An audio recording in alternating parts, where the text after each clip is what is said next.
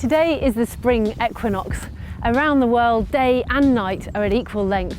And here in the UK, we still celebrate the spring equinox as the first day of spring.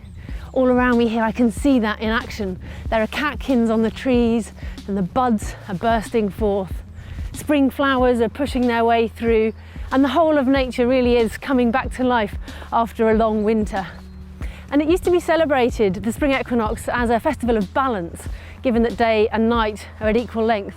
So I thought today, here on The Source, I'd show you a couple of hidden gems here in Bristol that you can go to if ever you're feeling like you need to restore a little bit of balance in your life.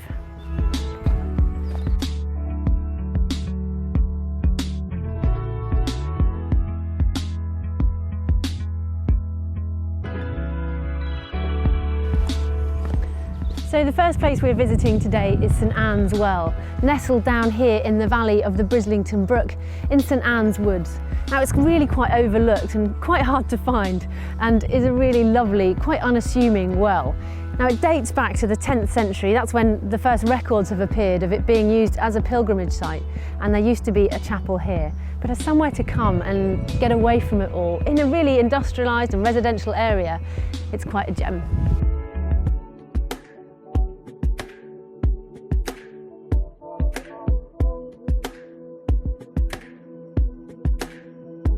The recorded history of St Anne's Well goes all the way back to the Domesday Book in 1087. Now there's a bend in the River Avon just down the way here, and people used to come across there by ferry to do their pilgrimage to St Anne's Chapel back in the medieval times, and now well, up until 1957. Now St Anne was the patroness of sailors, ports and harbours, which explains the presence in the old chapel of 32 model ships and boats used for receiving offerings in the 15th century.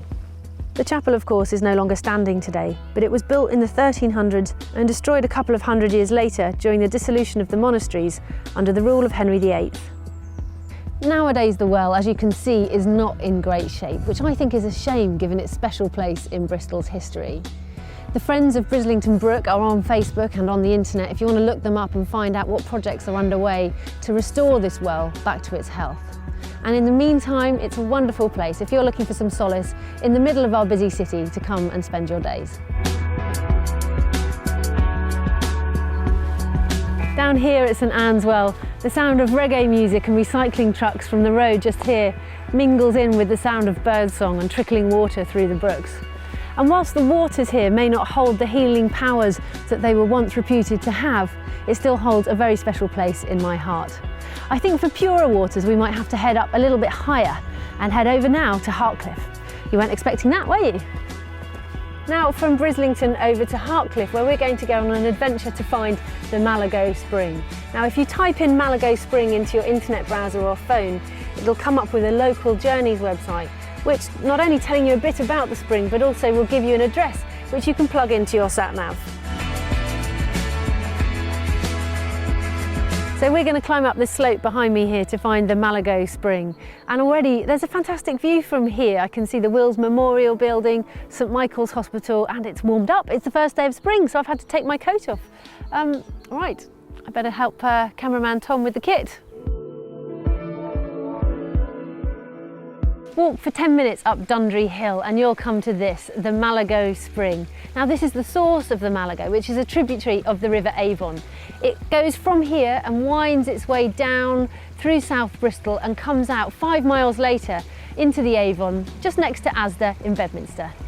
Now it's reported to have healing properties, so I think I'm going to have to give it a taste. Now the spring head itself was redeveloped in 2000 by a local artist, and there's poems and words here on the floor. But again, it feels like a really undiscovered place.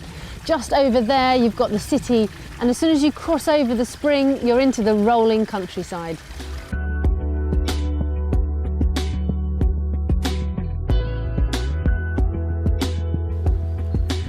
The Malago Spring is a pretty and tranquil haven just outside the city of Bristol. And I think the waters here are probably capable of putting a spring back in the step of even the most jaded of city dwellers.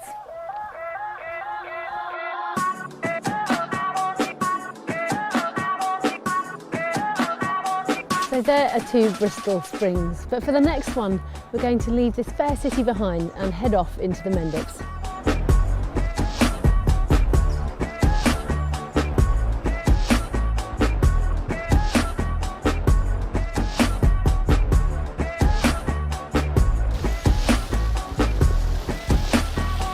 And finally, perhaps I've saved the best till last. For this last spring, we've come all the way out to Doulting in Somerset, to St Aldham's Well.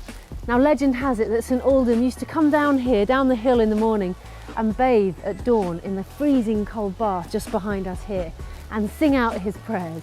Now, the place has a wonderful feel, very, very peaceful, even though it's very close to a very main road there. In a couple of weeks, the floor here will be covered in wild garlic, and it will smell divine. So all that's left for me to do is to wish you a very happy equinox.